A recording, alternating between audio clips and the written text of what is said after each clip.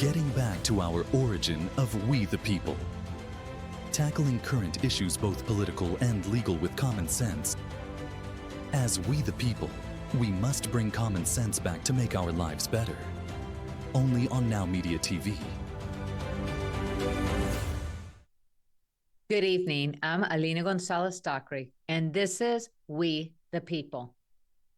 Tonight, we're talking about political violence and the more dangerous shift happening underneath it. How quickly a country can get used to it.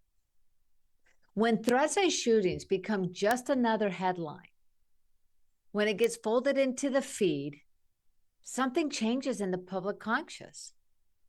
So tonight, we're going to separate facts from narrative, look at what's driving this normalization in our media culture, and talk about what it's doing to kids, teens, young adults, and for us all who are absorbing it nonstop.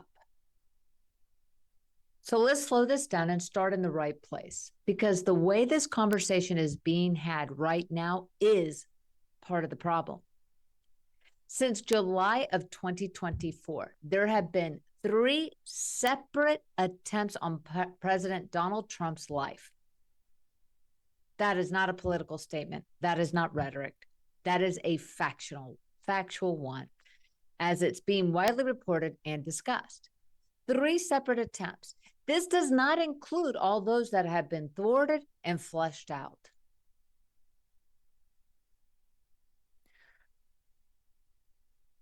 This is a fact that should stop people cold, at least for a moment, to reflect and ask, where is our stability as a system?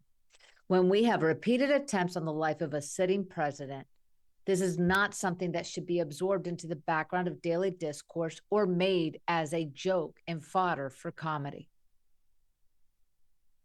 They are supposed to register as serious, destabilizing, and outside the bounds of what we consider normal political conflict. Or even, how about this, normal bounds of decency and morals. And yet what is striking is not just that it has happened and happened again and again and again, but how quickly it has been processed and then folded into everything else people are consuming, just swept aside. It becomes one story among many. It becomes something you hear, react to briefly, and then move past, because there is always something else coming behind it. Now, widen the lens slightly, because focusing only on that would be incomplete.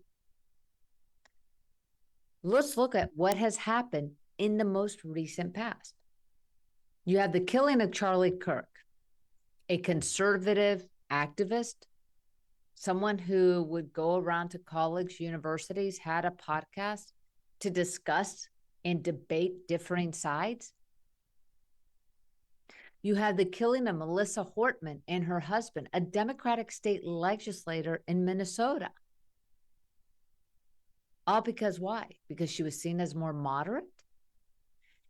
You have an attack on the Pennsylvania's governor residence, arson, striking the governor's mansion.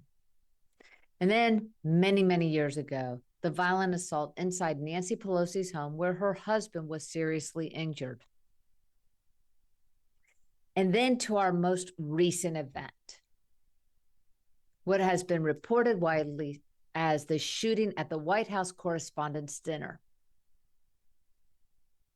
where an attacker that was caught and is now being prosecuted for an attempted assassination once again on Trump, as well as top cabinet members.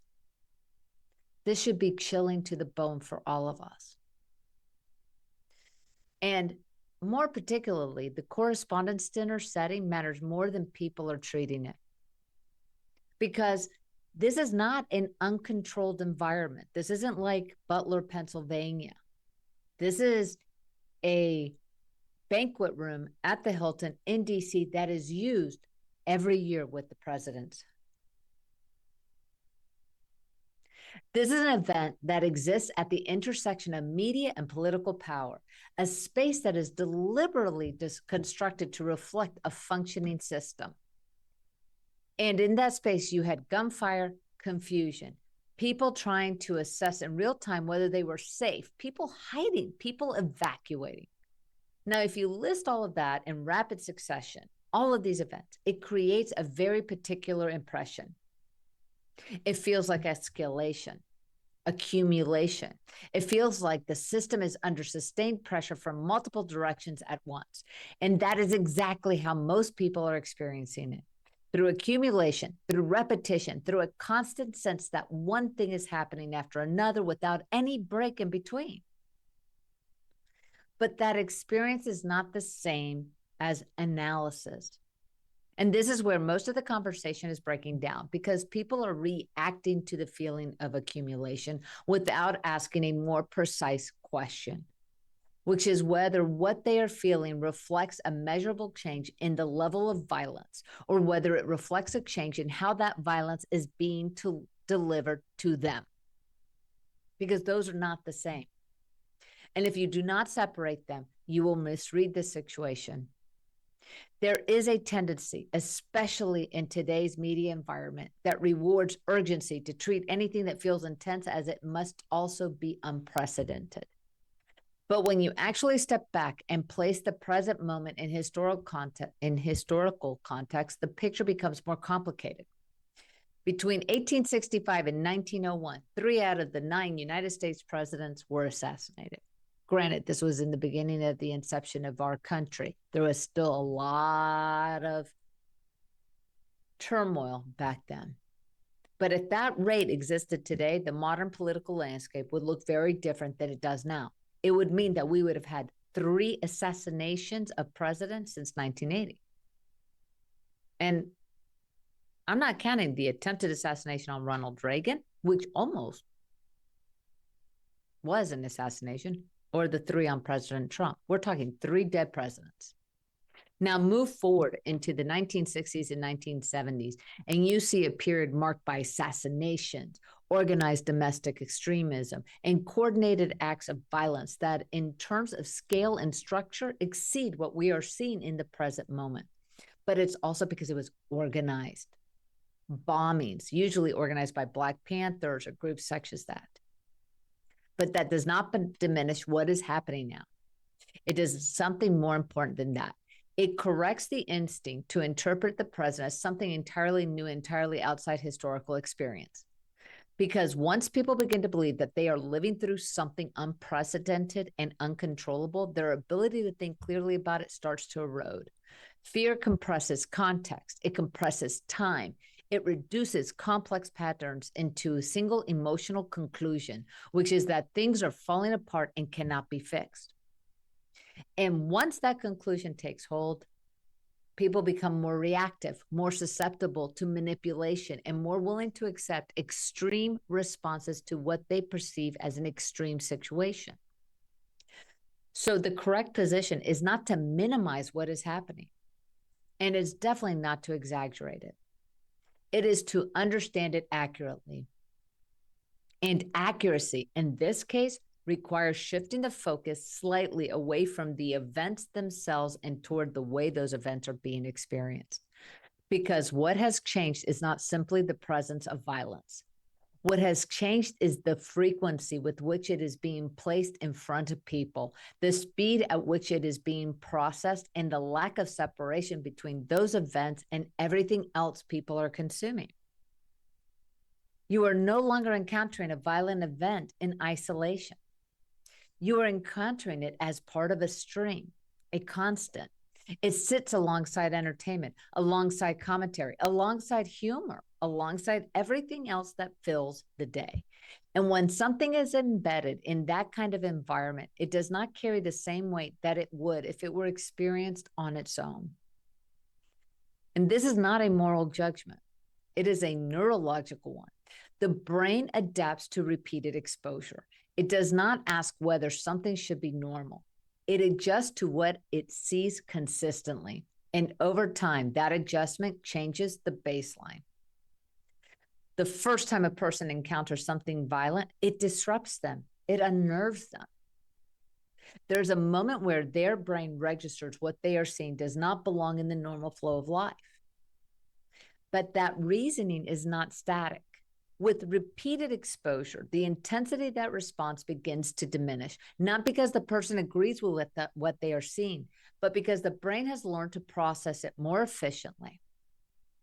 And eventually, the disruption is just replaced with recognition. And recognition is a completely different state of mind, because recognition means that something feels familiar. It no longer stands apart from everything else. There is no more shock factor. It fits inside the broader experience. And once that shift takes place, you are no longer dealing with only with acts of violence. You're dealing with a population that is gradually becoming less sensitive to them, less disrupted by them, and less likely to respond to them with the same level of intention or seriousness. That is what normalization actually is. It is not approval. It is not endorsement. It is adaptation. Adaptation that happens quietly and quickly. It does not announce itself. It does not feel like a change while it is happening. But over time, it alters the threshold for what feels extreme and what feels ordinary. And so when I say this isn't normal, I'm referring to two things at the same time. The events themselves are extremely serious, and they should not be dismissed or absorbed without thought. But equally as important is the shift in how those events are being experienced, because that shift is what determines how a society responds. If the response becomes weaker, more fragmented, or more inconsistent, not because people do not care, but because they have adapted to the presence of these events, then the long-term effect is not just the violence itself. It is the gradual erosion of the reaction to it. And that is much harder to see, but ultimately more consequential. Because once the reaction changes, everything that follows changes with it. A free society cannot remain free if it loses its ability to be shocked by evil. We're going to take a quick break. When we come back, I want to look at what actually caused this shift, because it didn't happen on its own. Tune right back in.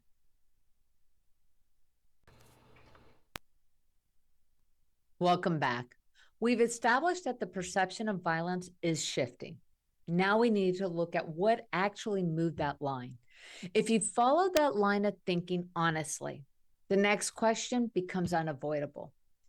If normalization of violence is happening, and it is, did it happen by accident? Something moved the line. And the mistake people make is assuming that it moved all at once, or that it moved because of a single event or a single political moment or a single political party. That's not how cultural shifts work. They move gradually, they move through repetition, and they move through permission. And once permission is granted, especially in a visible public way, it becomes very difficult to contain the downstream effects. Now, this is where people tend to get uncomfortable, because it requires looking at moments that were, at the time, dismissed or defended, and asking what their broader impact actually was. During President Trump's first term, there was a noticeable shift in the tone of public discourse.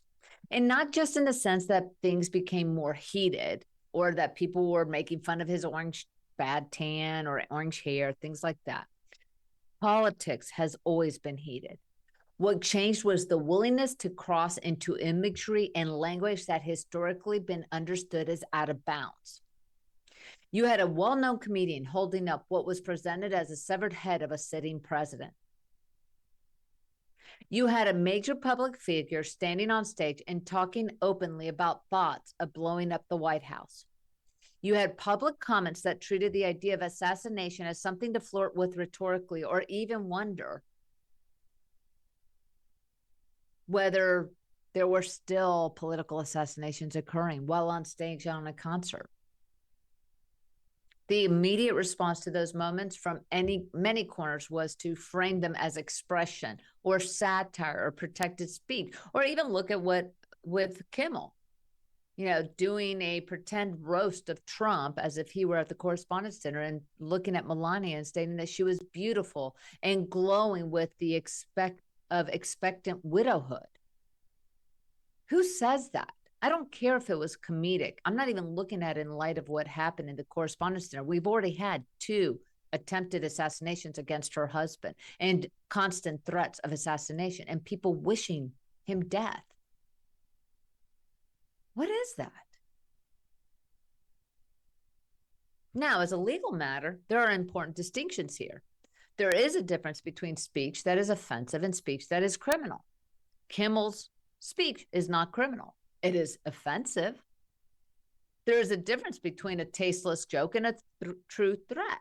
Again, his great example of a tasteless joke, Kathy Griffith holding up the severed head, bloody head of Trump. Tasteless. And there is a difference between political commentary and incitement. And that's when we look at the rhetoric that has been stated by many heads of political parties or elected officials on both sides. But here's what I want to say carefully. The question is not only what someone has the right to say. We are blessed in this country to have our right to free speech. The question is what happens when those kinds of images and statements enter the mainstream of a culture and are then repeated, circulated, and absorbed without consistent rejection. Because culture does not operate on legal standards. Culture operates on exposure. And once something is exposed often enough, it begins to lose its edge. It stops feeling like a violation of a boundary. And it starts feeling like one more variation of acceptable expression. That is the mechanism by which the line moves. Not because everyone agrees with it, not because everyone approves of it, but because enough people are exposed to it, often enough that it stops triggering the same level of resistance. And once that shift takes place, the consequences are not immediate, but they are predictable. Because what has been normalized rhetorically becomes easier to express behaviorally. There is a difference between thinking something and acting on it. But the gap between those two things narrows when the underlying idea is no longer treated as inherently outside the bounds.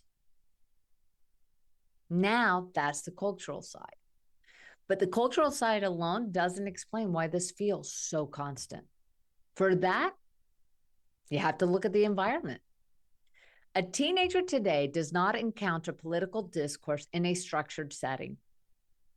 They do not sit down at a fixed time, watch a limited broadcast, and then move on with the rest of their day. Honestly, none of us do. They exist inside a continuous stream, reels, videos, clickbaits. And within that stream, there is no meaningful distinction between categories of content. Something serious appears next to something trivial. Something violent appears next to something entertaining. Something disturbing appears next to something humorous. And the transitions between those things are instantaneous. Now that matters, not because of the contrast itself, but because of the way the brain is processing it. The brain relies on context to determine how to respond to what it is seeing. When context is removed or flattened, the response becomes less differentiated. Everything begins to be processed through the same lens. And over time, that changes not just what people think, but how they behave and how they feel. If a person is repeatedly exposed to violent imagery, but the imagery is embedded within a broader stream that also includes humor, entertainment, and distraction, the brain begins to associate that violence with the same processing pathway as everything else. It's not isolating it, it integrates it. And once it is integrated, it loses its ability to disrupt. That is the part that people are underestimating because they assume that repeated exposure to violence will make people reactive. The opposite is the truth. It makes them less reactive, less sensitive, less likely to stop, reflect, assign weight to what they are seeing. And that does not mean people are becoming indifferent in a moral sense. It means their response systems are adapting. Now, when you combine that adaptation with that earlier shift in cultural boundaries, you begin to see how the environment changes in a way that is not immediately obvious, but is deeply consequential. You have a culture in which the language around violence has been loosened. You have an environment in which exposure to violent imagery is constant and unstructured. And you have individuals, often younger, often male, often already dealing with instability, who are forming their understanding of reality within that environment. So when we talk about lone wolves, what we're really talking about are individuals who are not part of formal organizations, but who are operating within a shared informational ecosystem. They are being influenced by the same content. They are being exposed to the same patterns. They are absorbing the same signals about what is acceptable, what is attention grabbing, and what is powerful. And one of the most powerful signals in that environment is attention. Attention is becoming a form of currency. Think about it. What is viral? What catches the eye? How I can be an influencer? How I can do this? We are seeing it more and more on Reels, on simple videos through here, constant streaming. There are times that I'm shocked at what younger kids are even exposed to. And this goes far beyond to like what those of us in my generation grew up on with Looney Tunes. If attention is the reward, then behavior that generates attention becomes incentivized. That does not mean that every act of violence is driven by a desire for attention, but does mean the environment rewards the kinds of actions that produce strong reactions. It creates distortion because what gets amplified is not what is most representative of reality. It is what is most extreme. And when what is most extreme is what people see most often, their perception of reality begins to shift accordingly. So now we have a situation where a relatively small number of incidents can feel like a constant presence. Not because they are happening everywhere all the time, but because they are being delivered in a way that creates that impression. And once that impression takes hold, it begins to influence behavior at every level. People become more anxious, more reactive, more likely to interpret ambiguous situations as threatening, and more likely to believe that extreme responses are justified and warranted. So when you step back and look at the full picture, what you see is not a rise in violent incidents. You see a convergence of factors that make those incidents feel larger, closer, and more constant than they actually are. And that convergence is what is driving the sense that something fundamental has changed. Because something has. Not just in what is happening, but in how it is being experienced. And you got to look at what is the influence that we are now 24/7 in some type of media. And sometimes you can't tell if it's AI or not. But one thing is for certain. What we are experiencing, what we are witnessing is a heightened sense that violent actions, violent reactions to or extreme outbursts is okay. And then you have that coupled with really rhetoric from some of our elected officials, which is absolutely astonishing. We're going to take a short break. But when we come back, I want to look at the system that reinforces that perception because it doesn't sustain itself on its own. This is something that we are all sustaining, but we're witnessing. Tune right back in after this. Welcome back. If you follow this all the way through, then the next question becomes less about what people are seeing and more about why they keep seeing it.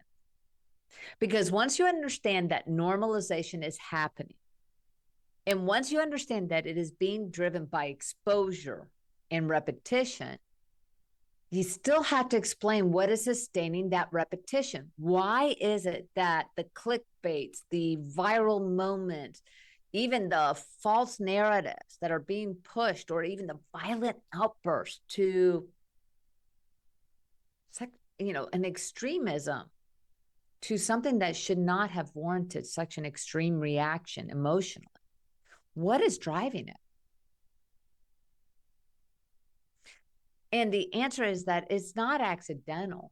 It is structural. It is almost like the algorithms are feeding it.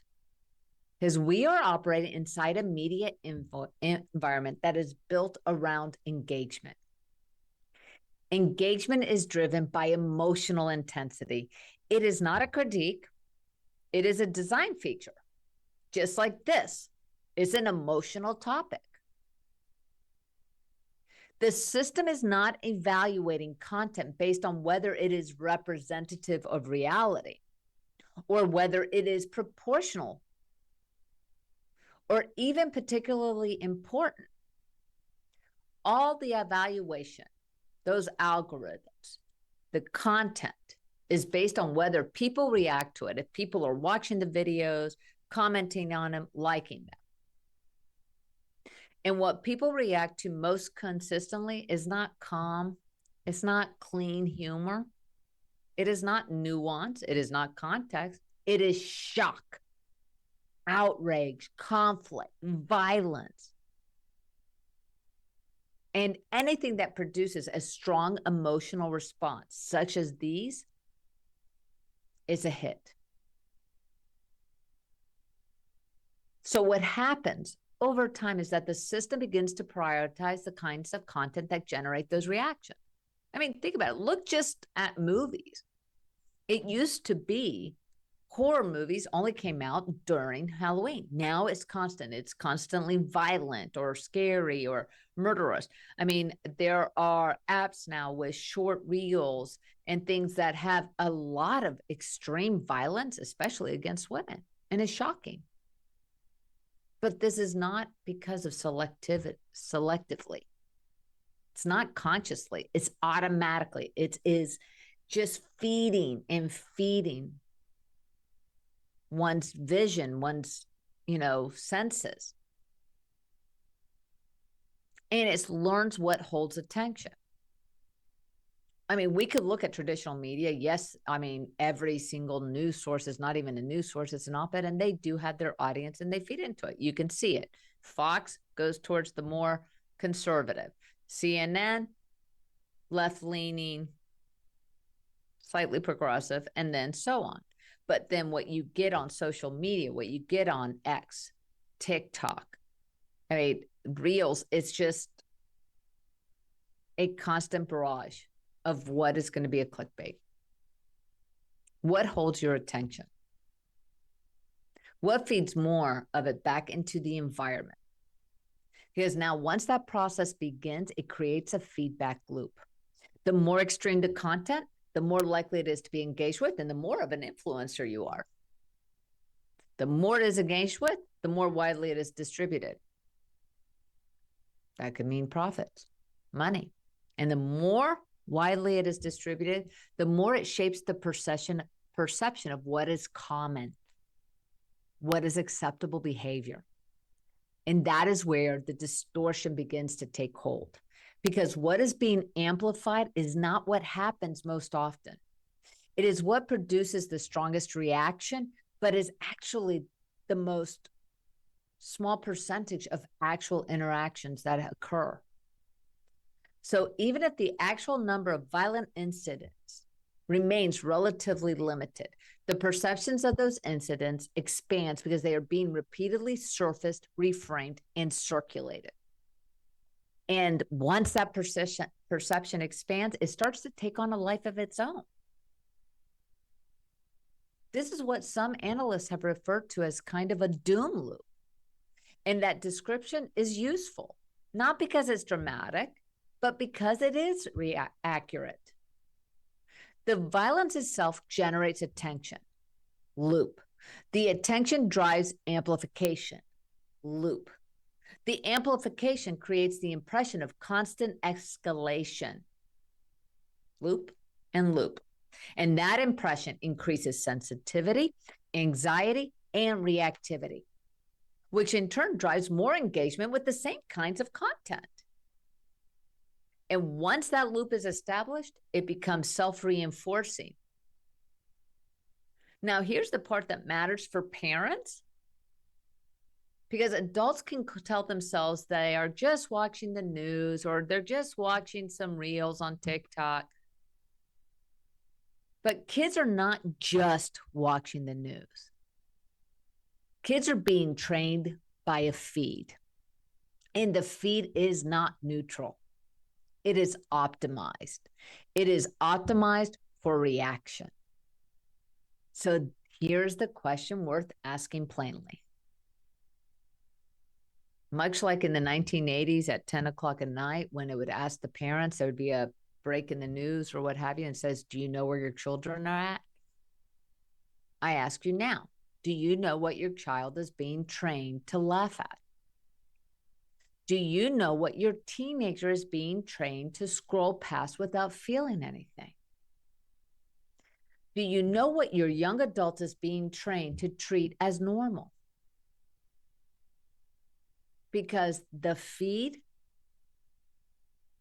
it is becoming one of the biggest teachers in these young people's lives. It is teaching values. And even when you never agreed to the lesson plan. Now, there's another layer to this, because the algorithm does not just amplify violence. It amplifies narratives about violence. It amplifies the idea that everything is falling apart. It amplifies the idea that collapse is inevitable. And that narrative is powerful because it does two things at once. It keeps people afraid, and it keeps people engaged. Fear is sticky. Fear drives clicks. Fear drives shares. Fear drives the sense that you have to keep watching. And when people are afraid, they are easier to manipulate.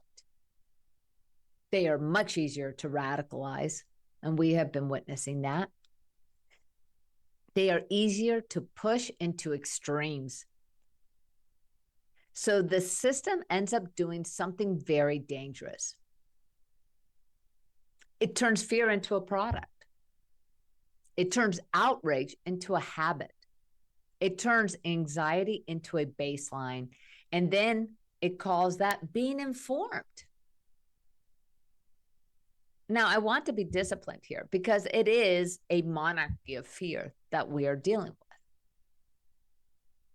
The answer is not to pretend violence isn't happening, because it is. The answer is not to tell people to bury their heads. That is not the solution. Turn a blind eye. Oh, well, I don't do social media, so I don't have to worry about it. That's not it. Is we are a society that is being affected by it. The answer is to recognize that visibility is not the same thing as frequency. And engagement is not the same thing as importance, in that the most viral thing in your feed is not necessarily the most representative thing in your country or your community. And that distinction matters. Because if you lose it, you will begin to interpret the world through the lens of whatever the system is incentivized to show you. Because I'm telling you, what you see, even, I mean, it's like we are stuck in this 24-hour loop. You wake up in the middle of the night, people are reaching for their phones, they see something violent. We're seeing that kids cannot regulate their own emotions. They think it's okay to go from 0 to 100 on the emotional scale and attack back. It is not okay when you're starting to see that our political leaders that say vitriolic, hateful language, and then dismiss that their language is being acted upon because somebody actually felt like our democracy is under attack or that someone should die. It is not. I mean, honestly, we should probably say this is really, I mean, in a way reprehensible how our society has denigrated to the fact that it's as shots are being fired, people are being shoved underneath tables and evacuated. At a White House Correspondents' Dinner, that there were people in the crowd going, God, I hope he got Trump. What the hell has happened to our country? That is not normal. The amount, look, you could hate him all you want. You can disagree with how he talks and stuff, but I have never seen the level of disrespect, dehumanization, and explosive emotionality for every little thing. And it's interesting because maybe, just maybe, the solution is we need to go back to simpler times. Because what we are experiencing, based on what you see on constant social media or 24-hour news loops, is not reality. It is a product. We're going to take a quick break. When we come back, I want to pull this together and talk about what a disciplined response actually looks like. Because if you only focus on the symptoms and not the structure, you don't fix the problem. And we need solutions. We need to figure out how we can take back control and start gearing our society back to being a respected, respectful society. Tune right back in after this. Welcome back. At this point, we've identified the problem clearly. We have serious events. We have a cultural environment that has loosened boundaries. We have a media structure that amplifies intensity. We have a population, especially young people, being trained by repeated exposure. So the question becomes, what does a disciplined response look like? Because the undisciplined responses are everywhere. One undisciplined response is denial. Deny, deny, and deny. Doesn't happen. Oh, that's not my kid. Oh, that's just an extremist position. It's not a proper response. Another, panic. Screaming out there, oh my God, the sky is falling. No. Another undisciplined response is turning violence into entertainment. Normalizing the killing of a president, normalizing attacks just because someone doesn't agree with your opinion. Another is treating threats as humor, because there's nothing humorous when someone is actually threatening you. Another is excusing rhetoric when it's our side, but saying, oh, but we're not responsible if someone takes our rhetoric saying that we need to punch them. We need to attack them. If you see them, show them who you are and teach them a lesson. You need to own what you say.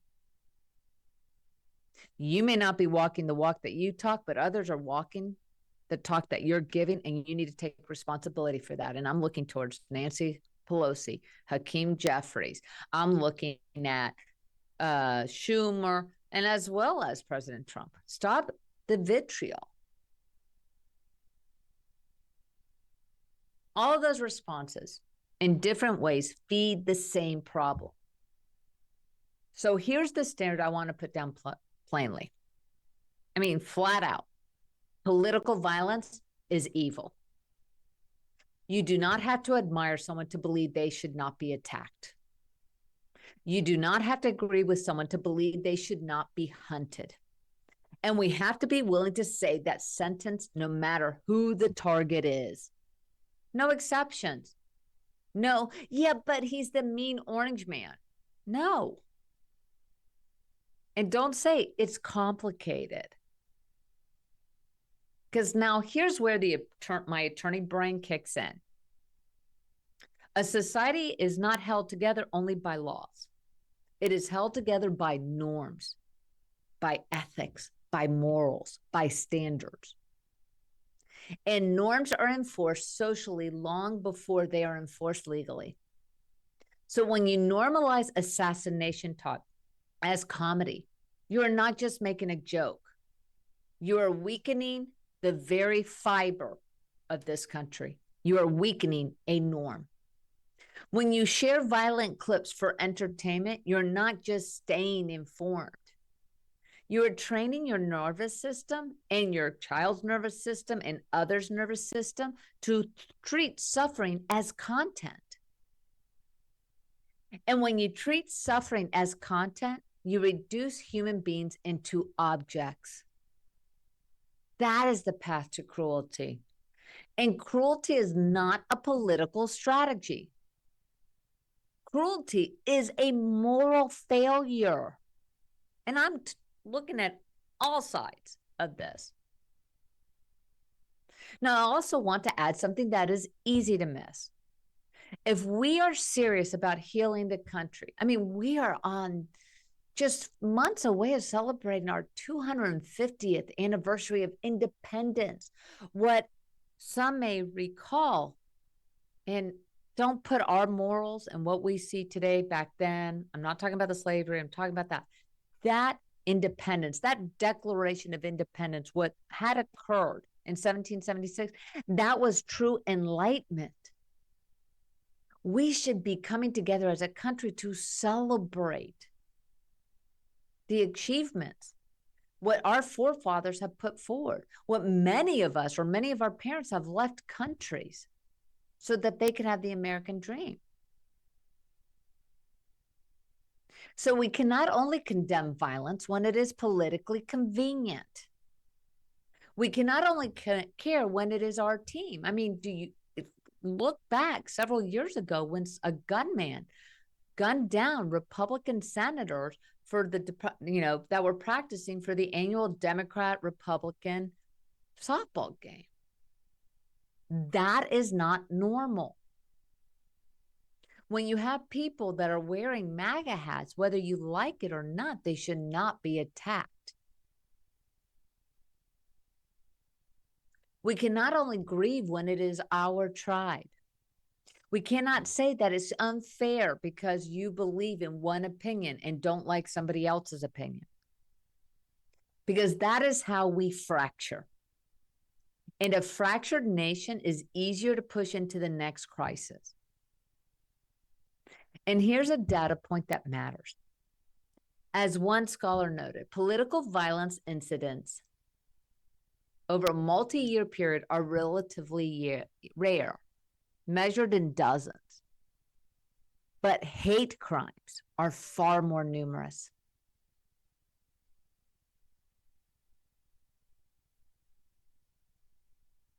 Thousands, and those crimes do not just harm individuals. We're talking violent crimes. There are thousands of violent crimes occurring, and it's not just harming the individual. It poisons communities. They teach fear. They teach suspicion. They teach people to see neighbors as enemies rather than common friends that may have differing opinions. So if we want to be morally serious, we have to widen our lenses. We have to condemn political violence. We have to condemn political violent rhetoric. We have to condemn our own leaders and hold their feet to the fire. And I'm not saying literally, to say enough is enough. Lead by example. If you want to lead by example, then show us by talking the talk and walking the walk. So therefore, stop inciting violence. And we have to condemn the broader culture of dehumanization that makes violence easier to justify. So now what can you do this week? Not in theory, in practice. Okay, first, stop sharing violent clips unless there is a clear public interest reason to do so. You can hit that not interested button. The more of us that go not interested, it may shake up the algorithm to stop playing those. Because remember, every share is a vote to say, keep giving us more. Every share tells the system, show me more of this. Second, refuse assassination jokes in your circles, left or right. I've never heard anyone joking on television about assassinating Obama, assassinating Biden, assassinating Clinton, or George W. Bush, excuse me. And we should be refusing these styles of jokes, not because you are humorless, because you are disciplined, because you actually deserve better. Because you understand that repeated exposure moves boundaries. And thirdly, audit your media diet. If a channel profits from rage, it will keep you enraged. If an account profits from humiliation, it will keep you contemptuous. And if a platform profits from fear, it will keep you afraid. Now, it's interesting. There's this commercial now that comes out and it shows clips of home movies from back in the 70s going, how did we survive when we didn't have constant social media presence? We didn't worry about posting our latest outfits or food or pictures next to a Lamborghini or something. We just lived, we experienced, we were in the moment. And maybe that is what we need to get back to. Less reliance on social media, less reliant on being, seen 24/7 or showing people, hey, look at me, and actually experiencing it. And fourth, talk to your kids plainly, not with panic, with clarity, with calmness. Tell them that's a real person. That's a real family. And your heart is not meant to treat suffering like entertainment. And then do something even more important, because this is where it is a wave. One little pebble, the waves increase, increase, increase. And that is to model it. Let your children see that you turn off your phone. Let them see you refuse to watch the clip or even state not interested. Let them see you choose dignity over dopamine. And fifth, rebuild local community. The offline world reduces online radicalization. It gives young people identity that isn't built on outrage. It gives them belonging that isn't built on cruelty. And it gives them a life that is bigger than the feed. And that is how you reverse normalization. You do not reverse it by yelling at the screen. You reverse it by rebuilding standards in our homes, in our friendships, in our churches, in our neighborhoods, and in our community. Because a nation cannot remain free if it loses its sense of humanity. And a people cannot remain self-governing if they are being trained to treat violence as normal. That is the line, and that is the fight. Thank you for watching another episode of We the People. I am Alina Gonzalez Dockery, wishing you all a good night.